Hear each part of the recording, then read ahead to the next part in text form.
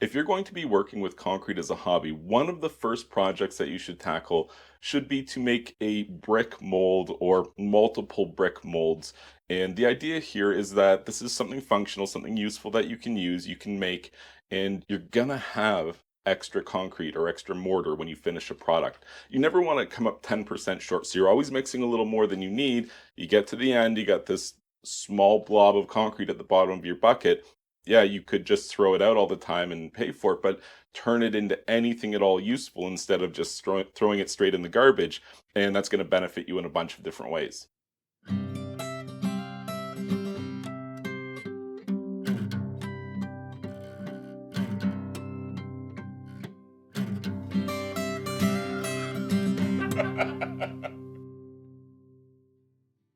So when we start talking about making brick molds, the world is your oyster. There's so many things you could do. A well-sized Tupperware container could be a brick mold just right off the shelf, or you could build your own. And again, there's a bunch of different ways you could do it. I'm going to talk about one way because it's really quick, really easy, really cheap. It'll definitely work.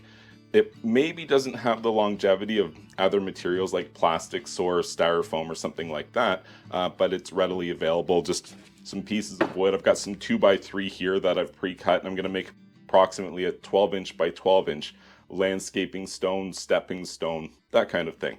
So before I get started there, let's just talk a little bit about the thickness of something like this with a brick mold. It depends on your application, what you're making these things for. But for the landscaping stone, the 12-inch by 12-inch square, I'm going to make these just over 2 inches thick, about 2 3/8 of an inch actually.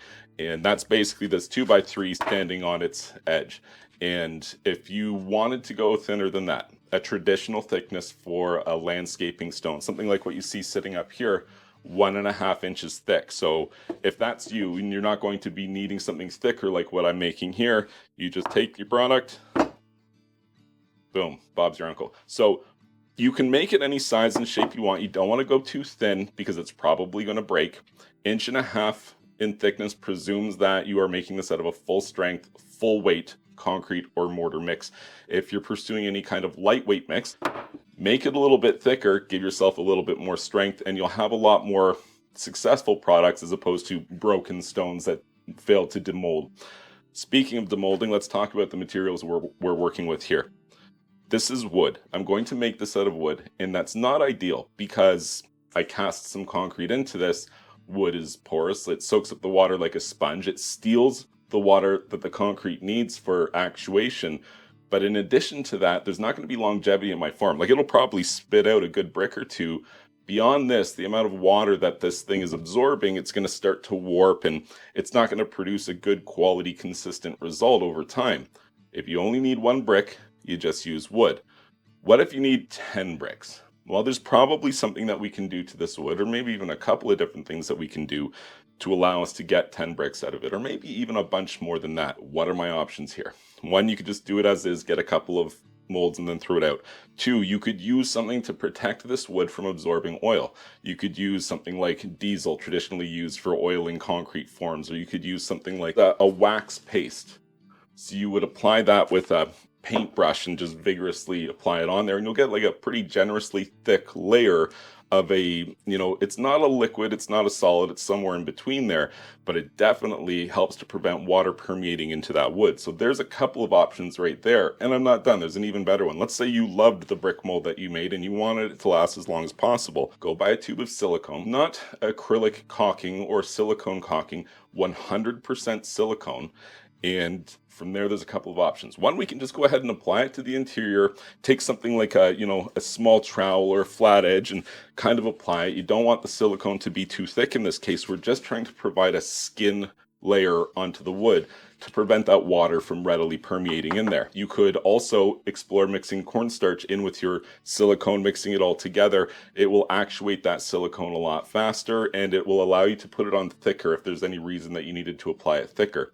You also could look towards things like latex or other solutions like that where you paint on a thin skin layer of something that's going to prevent water from permeating through, and it's going to give you a lot more longevity, potentially permanent longevity. If you did a good job with a silicone layer inside of a wood brick mold, You probably could cast as many bricks as you want out of that before the wood starts to warp or absorb too much oil, probably. Let's get started here.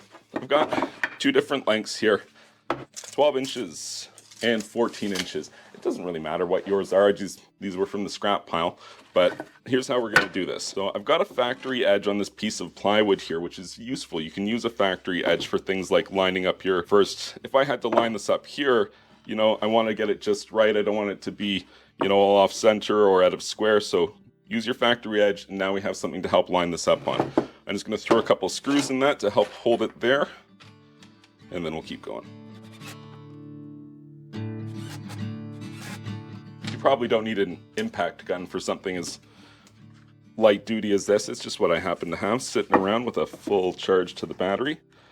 Okay, so now we're going to sit in our side pieces here. Take the time to make sure that you're 12 inches, you know, like let's say try to be within 1/8 inch tolerance. Something like that would be a suitable amount for a project like this.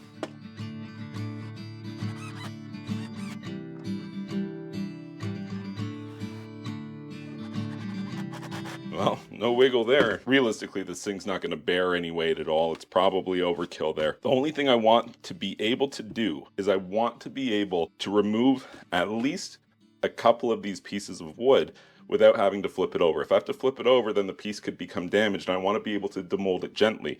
So I can do that here. That's not a problem.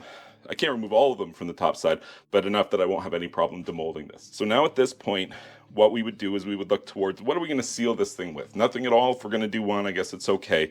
You can use plastic, other things like that. But for me, I like the wax paste. I find it works very well in accompanying wood. It doesn't compromise the concrete. It's all around a pretty cheap, economical solution. Where is it? This is the only can I've ever bought. It's about half full still, because I'm an optimist. It won't take much at all, like a couple pennies worth to paste it on in here, and it won't last forever. It's something I might have to reapply every now and again. But when you're working with concrete molds, it's kind of normal to have to upkeep your molds. You don't just build it one time and cast through it a million times without cleaning it, oiling it, you know, this kind of thing. It's pretty normal for mold making. So there we have a basic brick mold for a 12 by 12 landscaping stone. Cost us a couple of dollars at most here. We've got some options on how we can use this with some longevity, not just as a one-time piece here, but even as a one-time piece or 2 or 3, it's so inexpensive. You probably just have some wood in your junk pile, like I did, and you can just knock this thing together in a couple of minutes. We're going to add some wax to this to help water not permeate the wood so readily.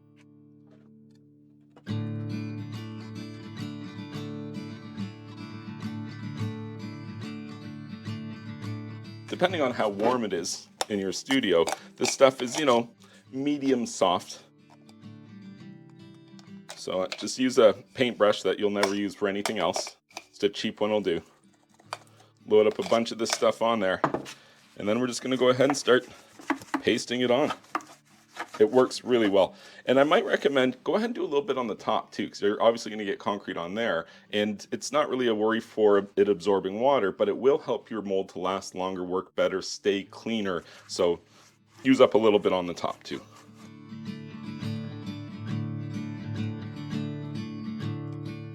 I mean, you can't see too much on that new wood, but on the bottom, you can sure tell the difference when I start to put it on there. The wood is thirsty, right? That's what we look like right now. Look at that. This is inconvenient. I'm going to put it down, but you get what I'm saying. It's important. You don't want to leave this stuff globbed on here in thick clumps. You want to take away all of that extra. We're just trying to skin the piece over here with some of this wax product, seal up some of the pores, and prevent water from absorbing so readily into this wood. And I mean, you could use much better materials for this. This is just wood out of my junk pile. But the truth is, you actually don't want to use something too expensive, too good, too smooth and new, because you don't want your paving stone to be slick. Like seldom would you want a brick mold that's producing like glass smooth finishes. But if you did, then you use new materials like you know, the type of actually let me just show you what I would use. So an MDF composite wood which has this skin on it, like a same thing like an IKEA bookshelf might be built out of. This stuff works great. It's still a wood product, so it's still weak in the same ways that any wood mold would be, but this surface is a lot more water resistant than something like just some open rough plywood. Use this stuff, attach the pieces together, seam the edges with silicone, and you're doing pretty well there. You could use some wax, but you wouldn't need very much. You might even just get away with a universal release agent on something like this. If I were trying to make higher quality stuff with better quality finishes, this is what I would use for brick mold. But if I'm looking for a rough brick, something with a little, traction and purchase to it, something that will actually be used outside as a stepping stone, something like this is going to be way, way, way too smooth. So is that it? Just throw our concrete in here? Well, you don't even really need to let this stuff set up.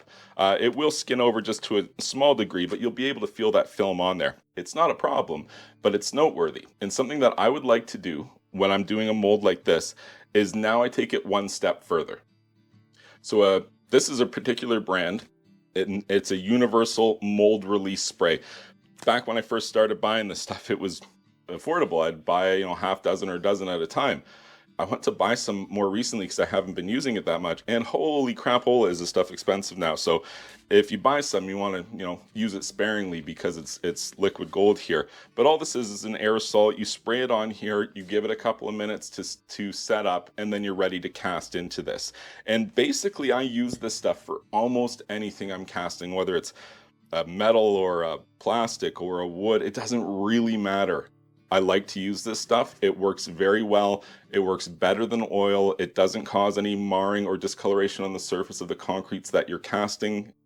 It's just a really good product. It's unfortunate it's really expensive. I don't know a really great alternative. I have another video on this channel that you're watching now where I talk about homemade release agents you can make. There's definitely some options out there. I don't think they're necessarily as good as this one though. This one's really good, super convenient, just a little bit pricey. I'm not ready to cast into this, but I just wanted to show you. If I was, I would mask up and I would give this thing a good coating, all sides and bottom, give it a little bit of time, 20 minutes, half hour, an hour. Now I'm ready to cast my pieces into it. Looks great, super cheap, super easy. This is a project anybody can do. I recommend that you have maybe not even one, but a couple of these that are sitting around of various sizes and thicknesses. And that way, whenever you have some leftover concrete or materials from what you're making, you can just waste them into these molds. Now let's go mix some concrete.